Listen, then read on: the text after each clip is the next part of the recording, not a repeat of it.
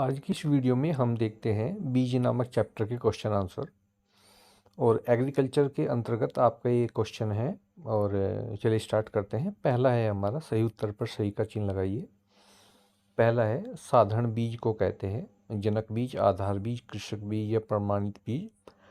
तो साधारण बीज जो होता है वो कृषक बीज कहलाता है। नेक्स्ट है, आधार बीज क्या होता है? जनक बीज की संतति, प्रमाणित बीज की संतति, साधारण बीज की संतति, संकर बीज की संतति। तो ये कहलाता है जनक बीज की संतति। नेक्स्ट है, जनक बीज का उत्पादन किया जाता है विशेषज्ञों द्वारा, किसानों द्वारा, कारखानों द्वारा, शिक्षकों द्वारा। तो जनक बीजों का जो उत्पादन किया जाता है वह किया जाता है विशेषज्ञों के द्वारा। नेक्स्ट है, संकर बीज का प्रयोग किया जाता है केवल एक बार, दो बार, तीन बार, बार बार। तो संकर बीज का प्रयोग केवल एक बार किया जाता है।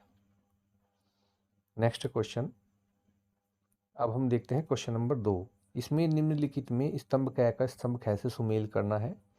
सुमेल आपके सामने किया हुआ गया है मिलान। इसी प्रकार आप अपनी जो है आपकी जो कॉपी है आप उसमें लिख सकते हैं। जैसे स्तंभ क है, एक तरफ स्तंभ ख है। मिलान कैसे करना है? जनक बीज का उन्नतशील बीज के साथ, और कृषक बीज का साधारण बीज के साथ, संकर गंगा 2 इसका मक्का, ये मक्का की किस्म है, और उपास 120 जो है ये अरहर की किस्म है। क्वेश्चन नंबर 3,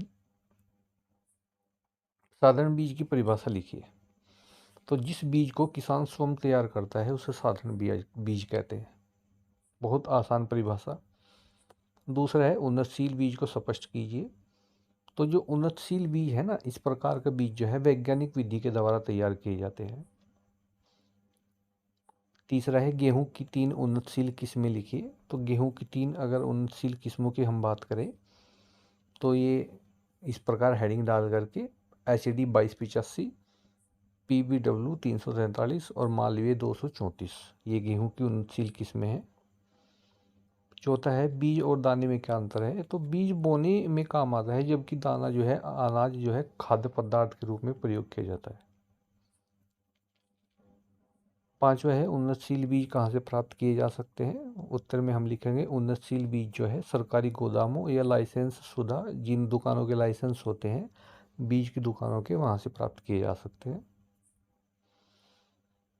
क्वेश्चन नंबर 4 का पहला है, अनाज से आप क्या समझते हैं? उत्तर में हम लिखेंगे, अनाज पौधे से प्राप्त होने वाले सूखे बीज होते हैं जिन्हें खाद्य पदार्थ के रूप में प्रयोग किया जाता है। उदाहरण के लिए गेहूँ, जौ, चना, मटर और मक्का, ये सभी क्या हैं? ये अनाज के उदाहरण हैं। दूसरा है, बीज को कहाँ से प्राप्त करना चाहिए? तो देखिए, बीज को सरकारी गोदाम या जिन दुकानों का लाइसेंस बना हुआ है बीज की दुकानों का, वहाँ से प्राप्त करना चाहिए।